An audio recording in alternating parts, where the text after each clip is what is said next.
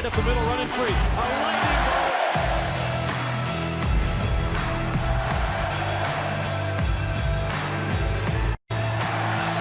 And he leaps and somersaults into the end zone.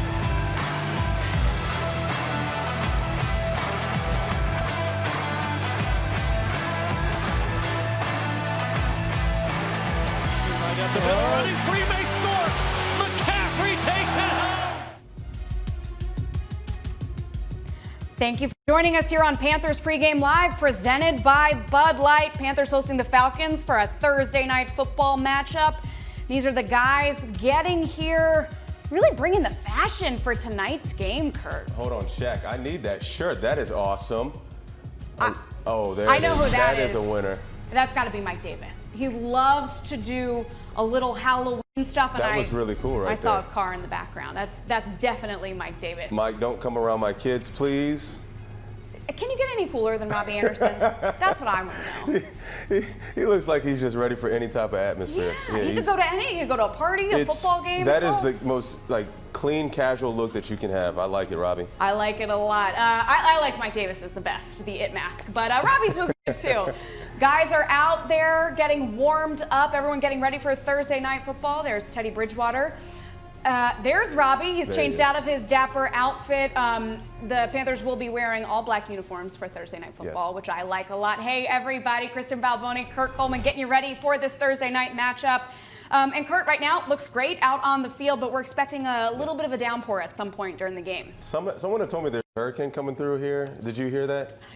I tell you what, I packed up all the stuff in my backyard this morning in the midst of a giant windstorm, so I did hear about it. Yes. I think the one thing that we're going to have to really monitor, and especially the players and the coaches, I'm sure they're well informed, is with this hurricane coming, you are bracing for the wind and the rain. Now, it's all dependent upon how much rain is going to happen, because I think the field looks really great as we're looking at it right now. But the wind is going to play a major factor in this game, because if you have the wind going with you, you can challenge the ball down the field. But if it's in your face, defense, beware, because if they try to throw the ball deep, it's going to hang up there a little bit extra long, and you're going to have opportunities to make a lot of plays. That's really good to know. Yeah.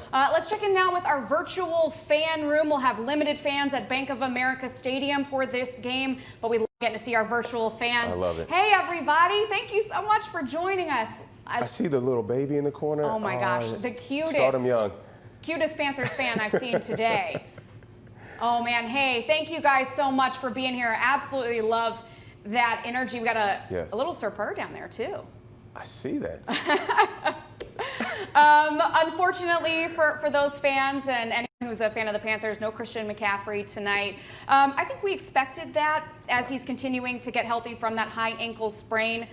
Don't know if we'll see him against Kansas City in a couple of weeks, or in 10 days, I guess, technically, the next game. But he will not be playing tonight. And that was the first thing Matt Rule was asked about when we caught up with him a little bit earlier.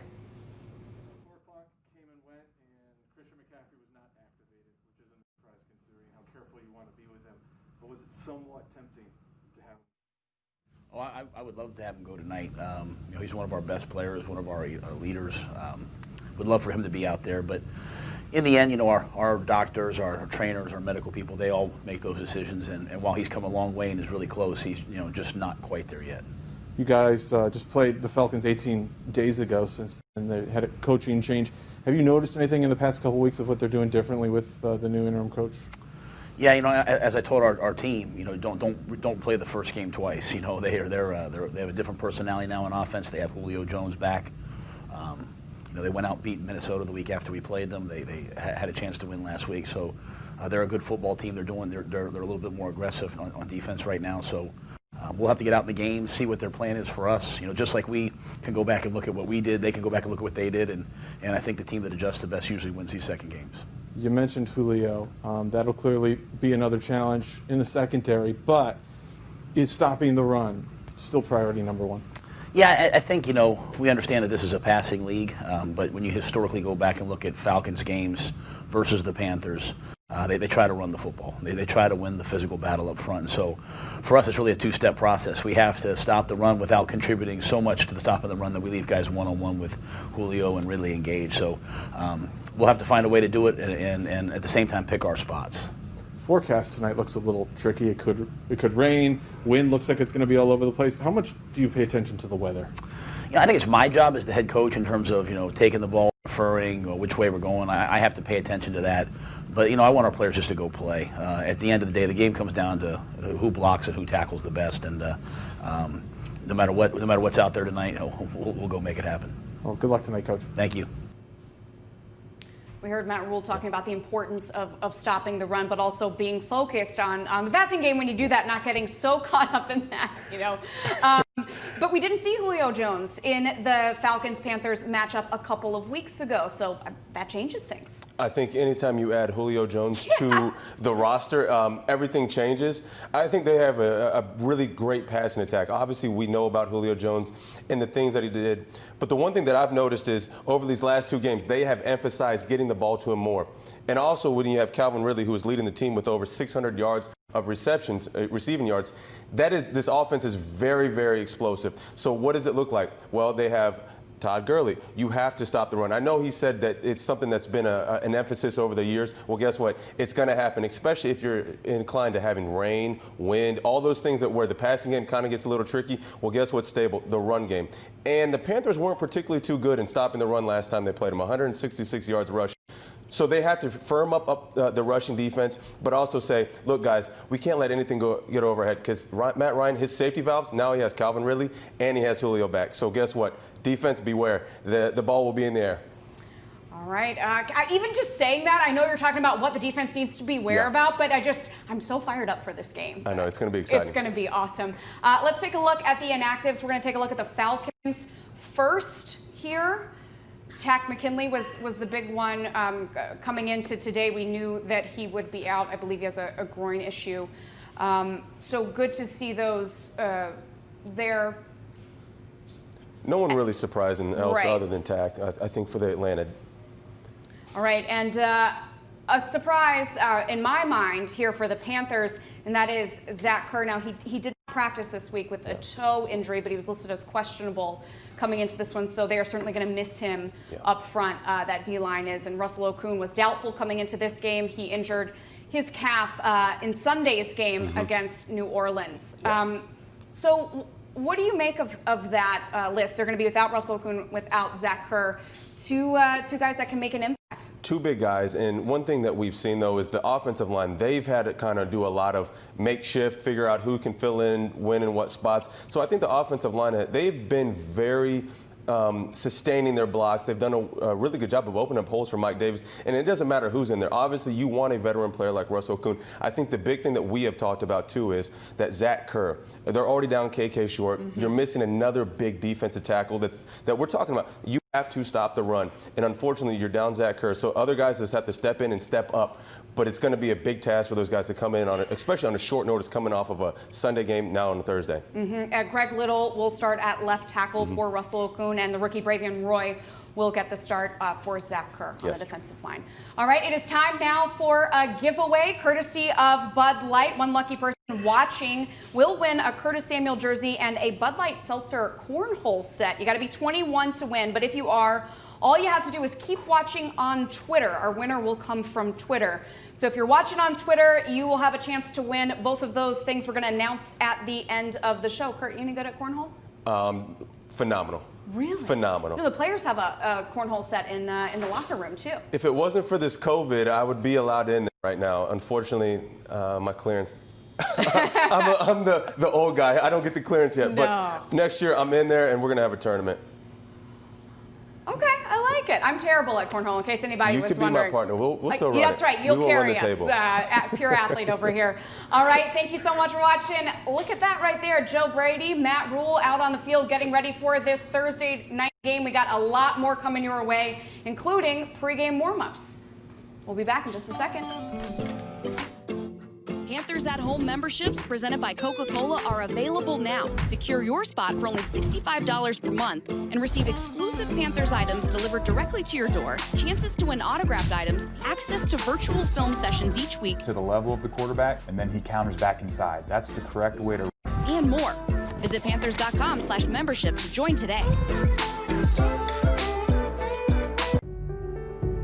Hi, my name is Christine Strickland. I'm the owner of Castle Travel Group. I work with Dress for Success with Fontella McKire, helping her deliver educational programming to both current and previous clients. About a year and a half ago, I started my own business. Of course, with the pandemic, I found myself with my business coming to an abrupt halt. As we started doing the educational programming and listening to some of the different clients of Dress for Success, some of the messages really inspired me to think, wow, instead of just stopping my business, I really can make some changes. I've been volunteering with Dress for Success now for about 9 years. It used to be that I only got to go in maybe once a quarter. Since the pandemic happened, I get to see these ladies at least once a week. Sometimes it's been 2 or 3 times a week. The community and the fellowship has helped me think about how great it is to have people that are on your side. For anybody that's discouraged by the pandemic, I know it's hard. We've all had to deal with the changes, but don't be discouraged. There are still opportunities out there. Hopefully soon, this too shall pass, and we've got a bright future to look forward to. Welcome back to Panthers Pregame Live, presented by Bud Light.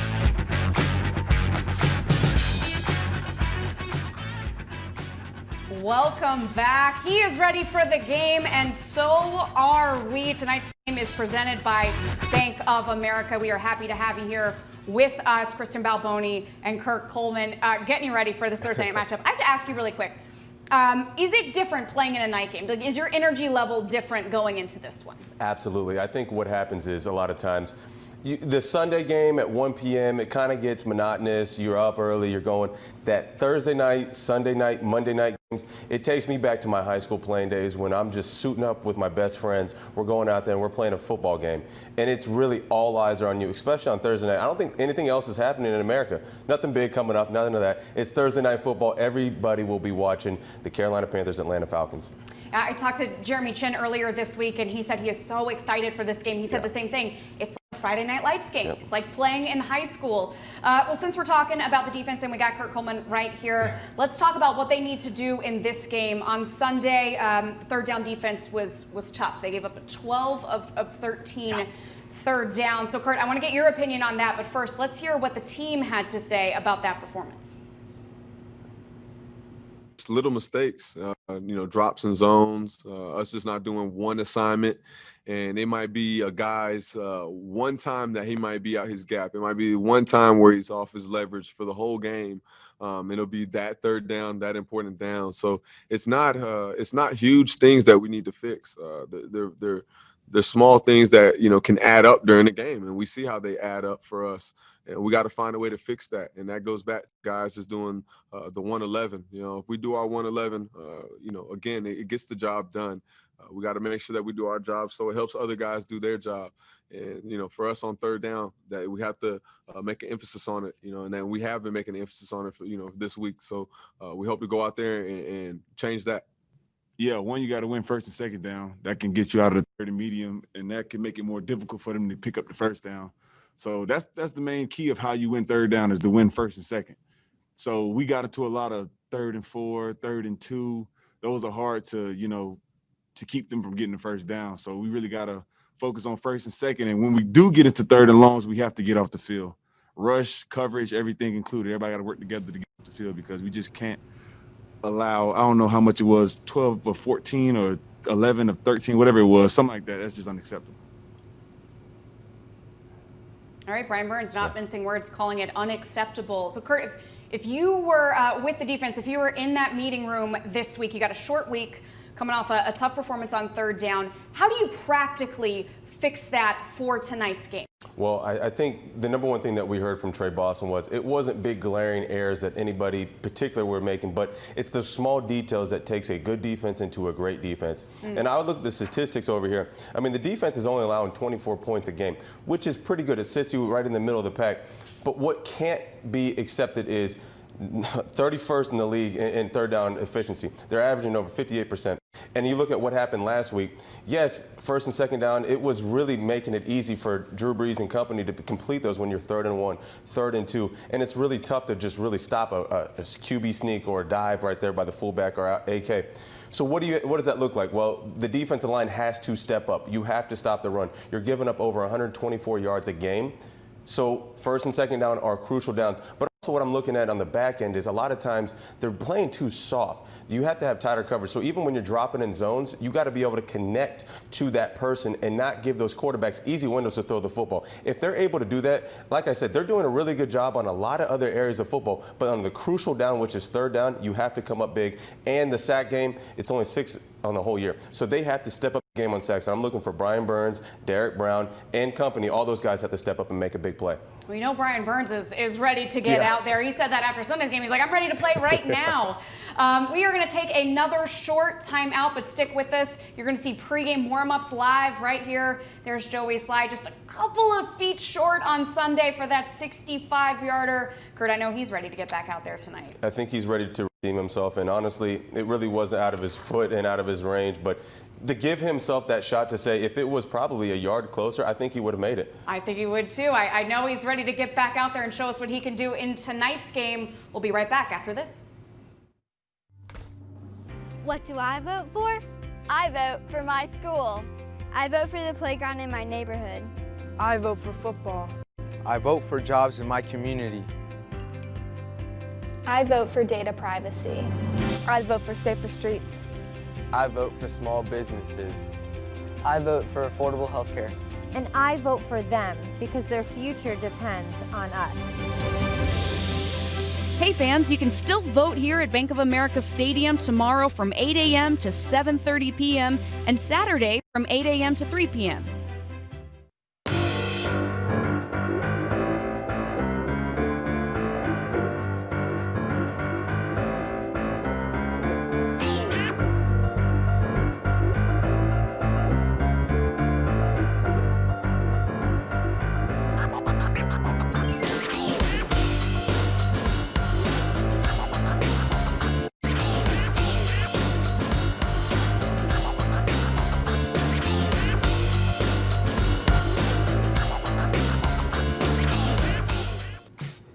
Welcome back to Panthers Pregame Live, presented by Bud Light.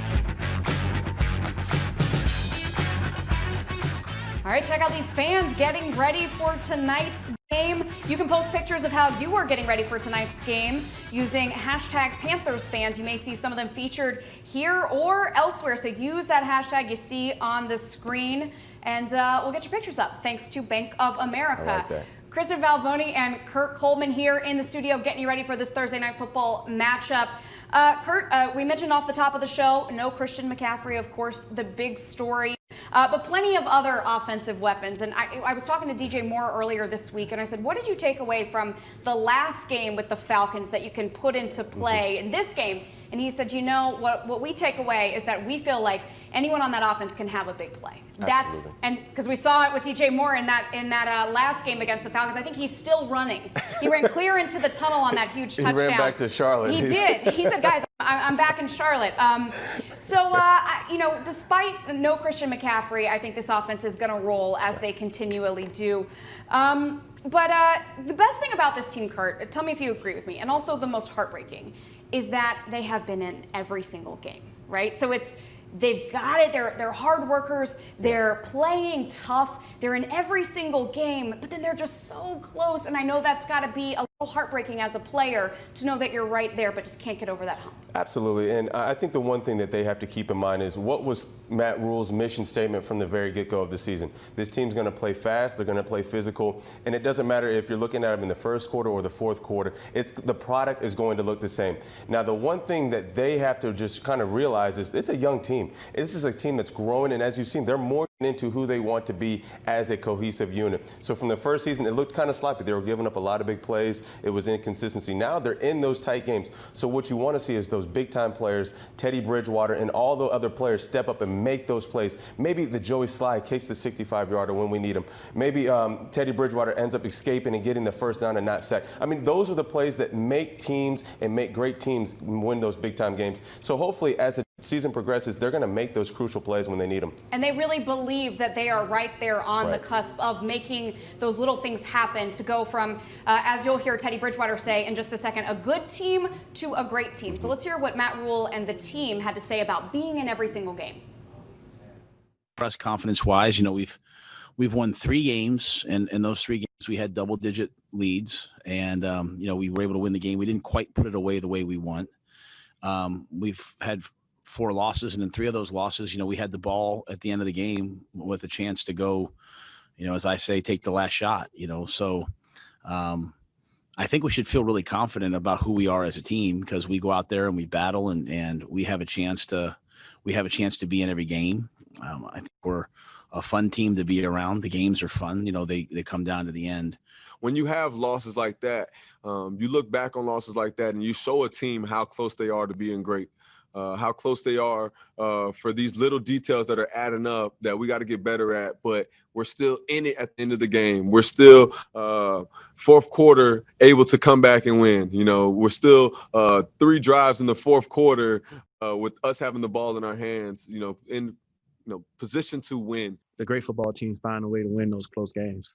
And I think if you look at the last couple games, we've had an opportunity as an offense. And honestly, all season, we had an opportunity as an offense to finish on the field, and we've come up short. So in order to take that next step, we got to figure out what it is for us to make that jump. And honestly, at the end of the day, it's about us pointing the finger at ourselves and understanding that, we control our own destiny.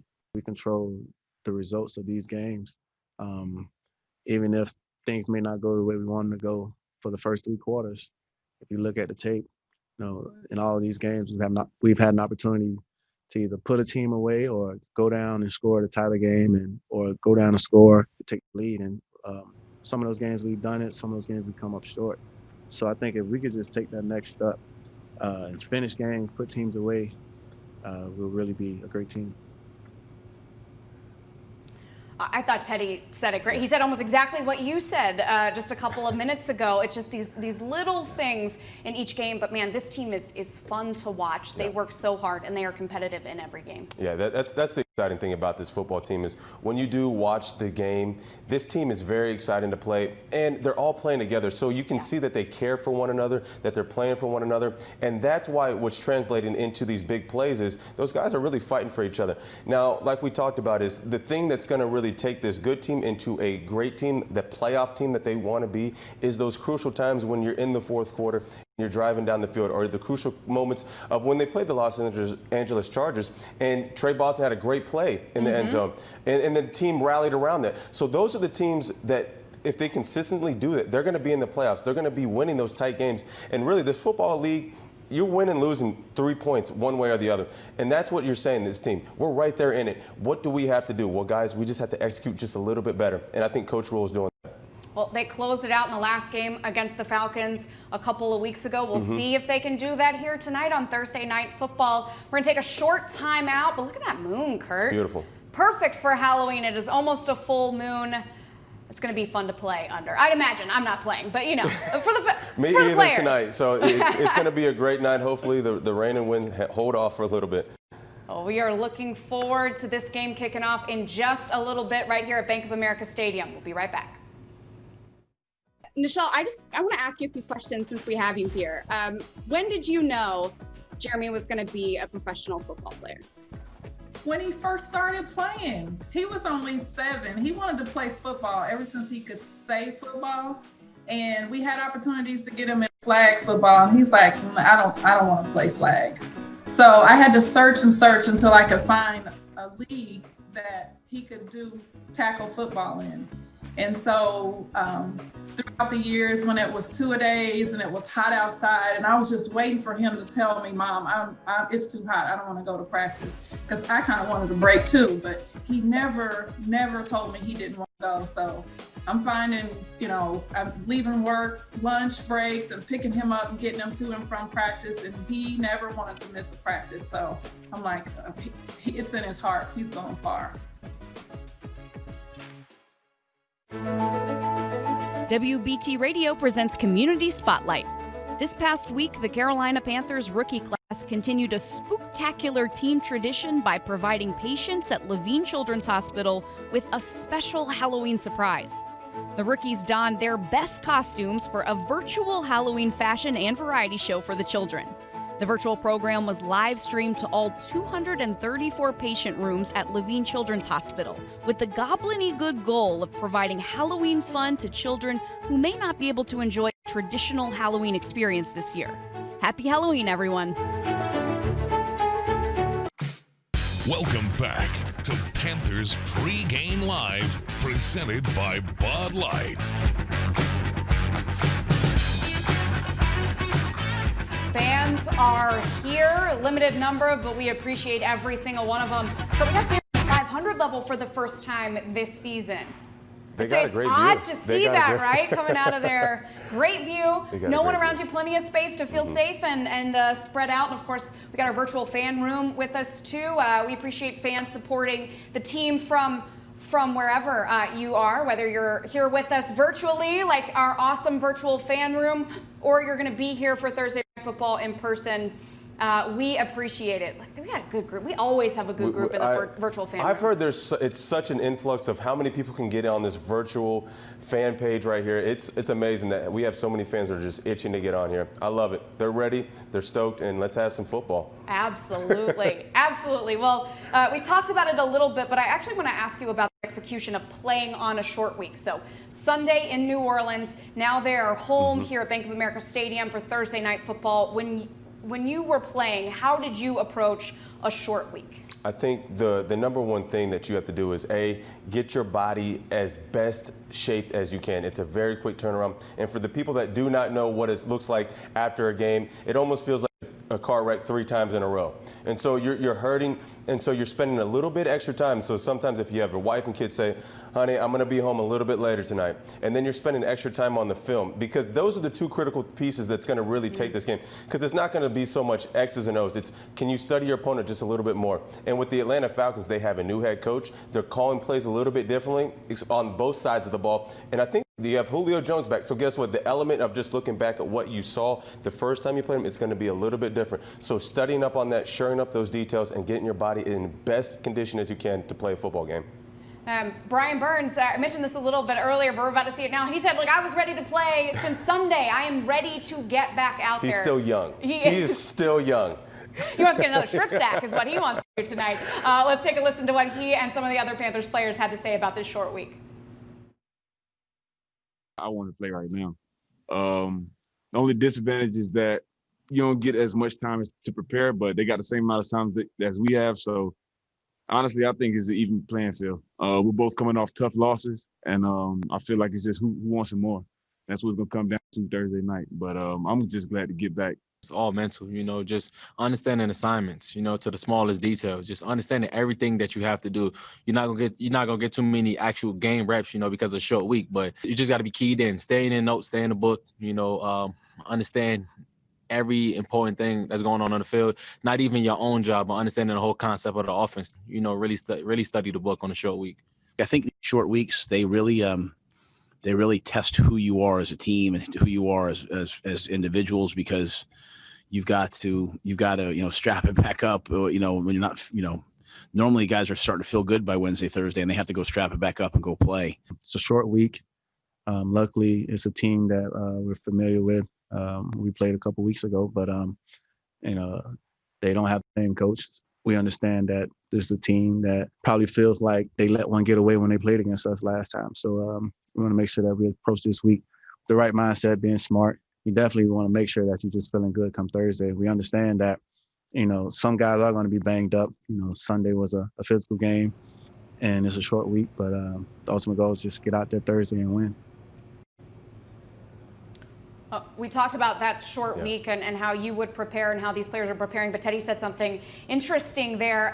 He said, look, Falcons, we don't want them to feel like they let one get away from them last couple weeks, and Dan Quinn was let go after the Panthers game. As Teddy said, they have a new head coach who is running the team right now. So the Falcons, as always, and as it is in rivalry games, they are coming in with some baggage, with some chips on their shoulder. And Teddy said, "Look, we got to be aware of that. You know how this rivalry is." The rivalry is very chippy in itself. But I think coming off of the way these 2 losses were, I think The Carolina Panthers are looking at this saying, guys, we let one get away in New Orleans. We gave ourselves a shot to win the game, and we didn't. Now they're looking at the film and saying, guys, we had to really fight tooth and nail to make sure that they didn't score. Justin Burris had a great interception in the end zone to really seal the deal.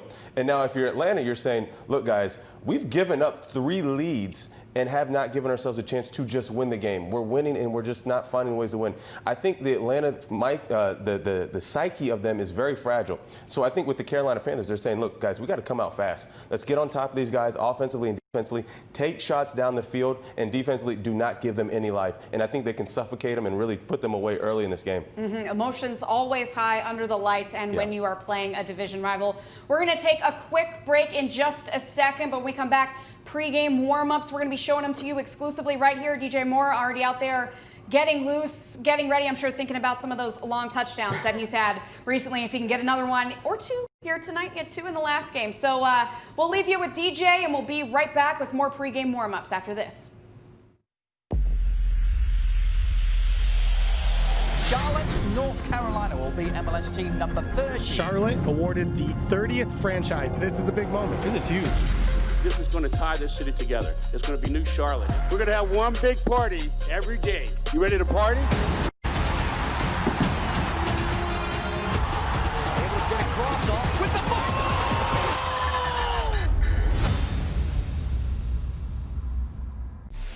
Panthers fans, while you're here tonight, be sure to stop by the team store locations near sections 116, 106, 139, and 513 and receive up to 50% off select Panthers gear. Welcome back to Panthers Pregame Live, presented by Bud Light.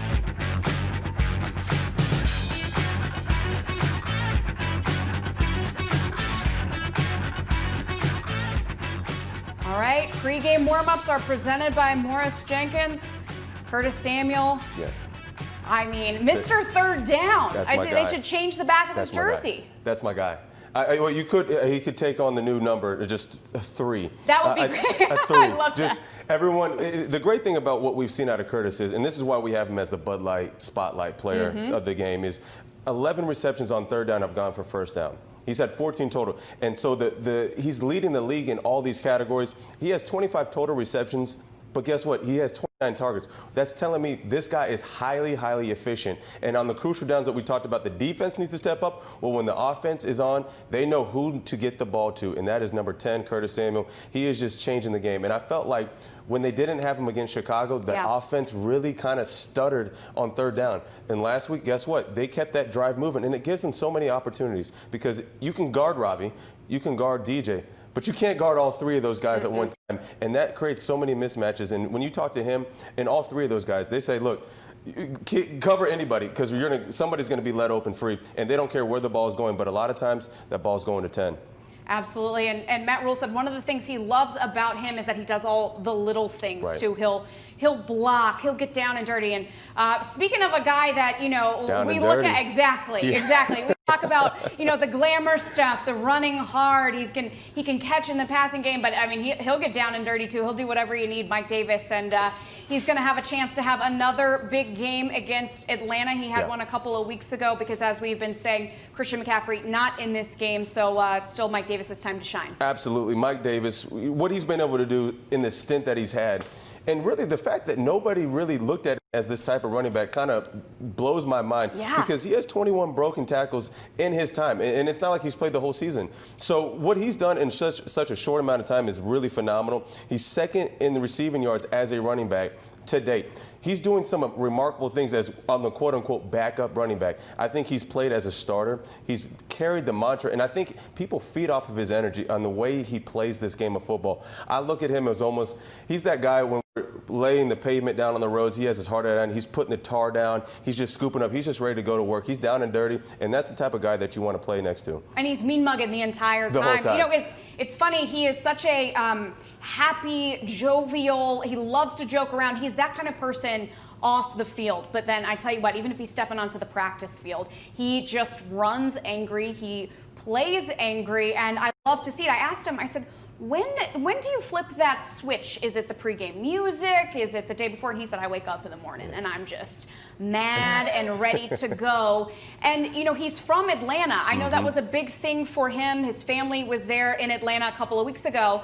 Even though they are back home, still, you know, the hometown team. And I think he has different ways that he likes to motivate himself. And I think it's whether you're playing Atlanta in Charlotte or in Atlanta, that's his hometown, and he's got something to prove. Absolutely. It's always about finding your why. Yes. And he knows why he plays this game of football, and he knows why he plays so hard. It's for his family. It's for those teams that said you're not good enough. It's for all those reasons that he comes, and it shows up in his play. And obviously, you're not in Atlanta, but you're playing that team that you grew up watching every single week. And there's always that extra motivation saying, guys, I get to go against you, and I'm going to give you my best effort. And last time that they played, I think he had a pretty great day, in my opinion. Over 100 total yards, 89 yards rushing, over 50 yards receiving. I mean, he really changes the game for this offense, and I think he's going to need another big night for this offense to really explode. I think he had a touchdown in that game, too, He did. right? Oh, yeah. Oh, yeah. Oh, yeah. Another guy that had a big game against Atlanta a couple of weeks ago, DJ Moore and Kurt, 2 touchdowns against the Saints on Sunday. He is so fun to watch. Yeah. He is so fun to watch when he breaks free and just turns the Jets on. It's awesome. Yeah, when I look at what DJ has done, I think he got up to a slow start. And then he's just ran with it, and literally and figuratively speaking, he is running away with what he's doing. With the ball. Yes. To the end zone. I mean, last time they played, he took the drag route and took it 57 yards for a touchdown. You look at what he's done throughout the season, 567 yards receiving. He has the most receiving yards in his first 3 years in Panthers history. So what he's doing just as a young player and for this franchise, not alone, but what he's doing in the league, he's doing some phenomenal things. He's such a big piece for this offense to keep it going, and the ability to just catch the ball and run 57 yards. I mean, he's the counterpunch to Robbie. He's the counterpunch to Curtis. I mean, those guys are doing some phenomenal things. I talked to him earlier this week, and I talked to him about his chemistry with that guy right there, number 5, Teddy Bridgewater, because they had a great game against the Saints. As we said, Teddy to DJ for 2 touchdowns in that game, including that big 74-yarder. But the week before with the Bears, there were questions about the chemistry and were they on the same page and the timing of certain things. So I asked him, I said, what works well for you in Sunday's game? And he said, we really focused on that in practice, making sure that we were on the same page about everything. And he said that's continued over to this week. He said he feels like the chemistry between Teddy and all of his offensive weapons is in a really great place right now. Absolutely. And like I said, I think the Chicago game was almost like an anomaly of what we wanted to look. When this offense is firing at its full capacity, which Curtis Samuel was not in the Chicago game, it opens lanes up for DJ and Robbie. And what you looked at, and I talked to Joe Brady about that, was why did you guys kind of get passive in that Chicago game? And he said, I think we started off the game with 4 negative plays, and that changes the psyche of what you want to call. It changes the psyche of how the quarterback wants to play the game, and then you're not taking as many shots as you want. Well, what we saw last week against New Orleans, 74 yards right down the field. We're coming at you early and often, and I think that's something that you have to continue to do no matter what it looks like in the first series. Keep plugging down the field because you have so many deep threats that you just have to give them the ball. I got to tell you this because we always talk about the 3 amigos. We've been saying from the beginning of the season they need a nickname, and I asked DJ about the 3 of them, about Robbie and Curtis and himself, and I said, what is that dynamic like off the field? And he said, we've got it all figured out. We're like brothers, and Robbie is the oldest brother, and he's very calm as we see him. Right, I love that sign. He said Robbie's the oldest brother. He's calm. He makes sure that the rest of us, the 2 of us, are taken care of, that we're doing well. He said Curtis is the middle brother. He said, and I'm the youngest. I like to annoy everybody. Made me laugh. 2 things I want to say to that. Okay, first off, that's like Ed, and Eddie. If you ever grew up watching the show, those are the 3 brothers that reminds me of. And when is Robbie Anderson not calm? Have you ever seen him just... I think that's what DJ was. DJ spends more time with him than anybody, and I think he just said he's so calm. Yes, he's so calm. When you talk about who are the 2 guys dancing, it's usually the 2 younger brothers, Kurt and DJ, and then Robbie's just saying, all right, guys, you let me know when you're done dancing. What I watched for this during the game, Robbie is so calm, but if he has a good run, he'll give the ball a little spin when he puts it down. That's about as hyped up as he gets. It's all very it's all very controlled. Let's take a look at the defense. The hype man right there. now. Oh yeah, that is someone the that hype is man. the opposite of calm in the best way, and that is Trey Boston, your guy. That is my guy right there. He is the commander of this defense. Yeah. He really is the energy to what this defense has, and you heard him too. And I love it because he has taken on such the leadership role that he understands he's comfortable enough, confident enough to let the guys know what we've done on third down is not acceptable. We have to clean up those details. You heard him talk about that to the media, and I know that same message is being reverberated within that locker room. And I love it because despite the situation, despite the outcome and what it's looking like, he is going to give you his best effort. And he's played phenomenal this season. I love what he's done. I know the stats on interceptions may not be as high as he's typically had, but what he's doing around that ball, what he's doing for the team, and as you see, he's getting – look at him. I just want to know, here's what I want to know. What music is Mike Bonner, the director of Panther Vision and also our incredible producer of this show, what music is he playing in the stadium right now or his team playing in the stadium right now because they are loving it? They're loving it, and knowing Trey, there could be just no music, and he's just going a cappella. It could be smooth jazz. He's going a cappella and just getting those guys fired up. Look at that, the all-black uniforms. It looks clean. You are a guy that everyone comments to. All the Twitter comments, everyone in here always talks about how sharply dressed you are.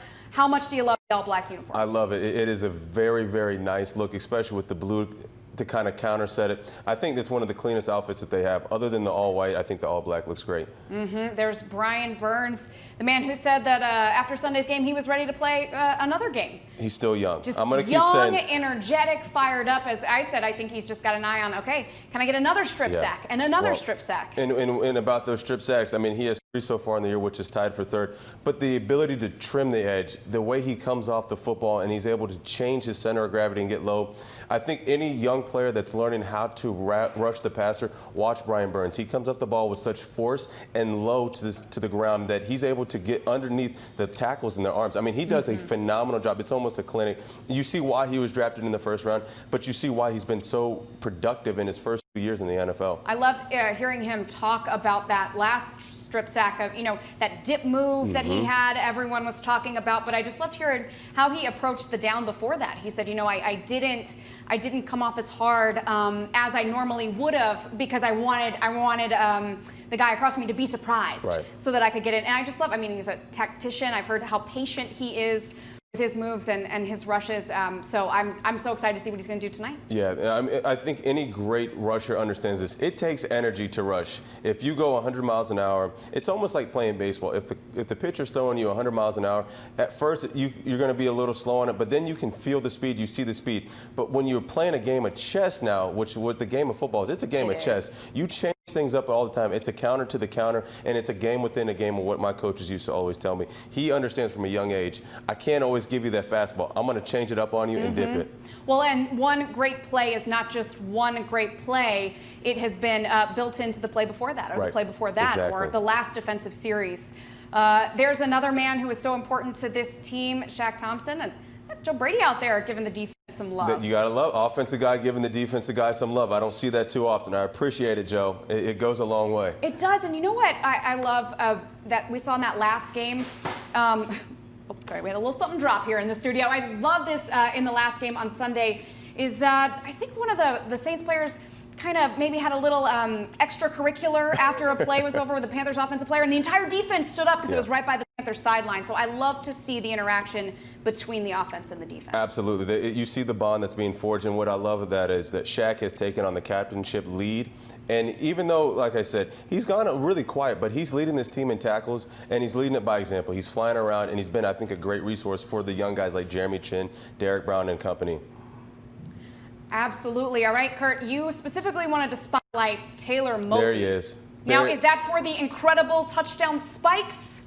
I think it's everything. I look at those guys. Those are my big sexies right there. And they don't get a lot of spotlight. I want to give him a special shout out. I mean, he has done a phenomenal job as tackle. He's keeping Teddy clean. He's really asserted himself as one of the top tackles, in my opinion, in this league, and he's still very young, and he's doing it. When he first got into the locker room as his rookie year, and I was there, I was like, when are you going to get angry? When are you going to get aggressive? Well, we've seen that out of him. He's really taken those steps to say, you will not touch my quarterback, and when it's time to run, I'm going to push my line all the way down the field. I think he deserves to be recognized for the phenomenal job that he's done. That is such a great point, especially because this offensive line has had to shuffle. We see an example of that today, unfortunately, with Russell Okung out on the left side.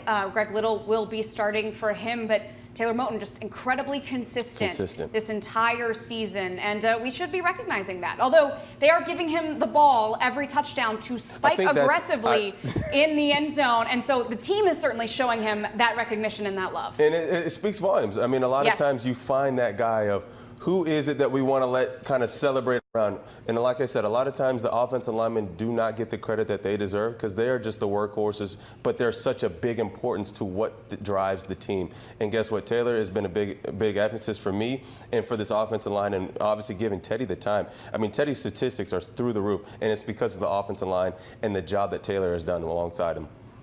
Yes, he has, and there's the guy that this offense runs through right there, Teddy Bridgewater in his all-black uniform. We just saw the countdown ticker. I'm just about 30 minutes away. I'm jumping in my pants. I'm ready to go. I'm ready to watch this team go. It's so fun. Oh, we cannot wait to see this. Ref's fired up too. He's sweet talking the ref right now. Look, Teddy, work the system right there. There you go. What do you say to him? Like, hey, looking good, man. You've been working out. Your hair looks great. Did you just get a fresh haircut? Yeah. Tell him I love what you've done. You know, everything. Tell him something different with the uniform, the stripes, very slimming. Some of that. You sweet talk him right now, and then if they make a bad call, then you're like, Joe, why'd you call that? I mean, you got to let him know. Yeah, be a little different in game.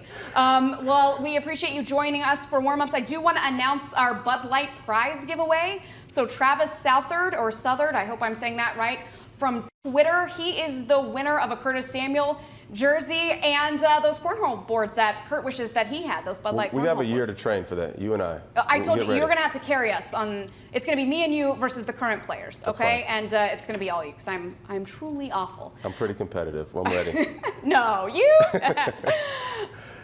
Thank you guys so much for joining us here on Panthers Pregame Live, presented by Bud Light. We are just about to wrap up, but Kurt, as you know better than anyone, there is still one more thing that has to happen at a home game before they can kick off, and that is we got to toss it over to our Keep Pounding drummer. So that's going to do it for us, and we'll let the Keep Pounding drummer take it from here. Thanks, everybody. Thank you.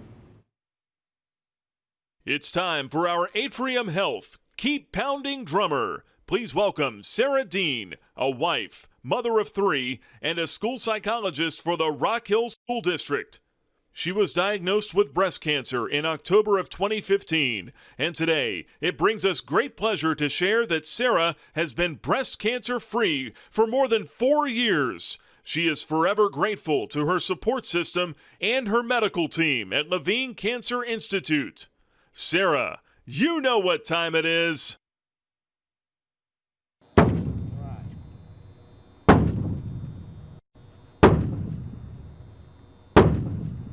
Sarah, you are an inspiration to so many. Keep pounding.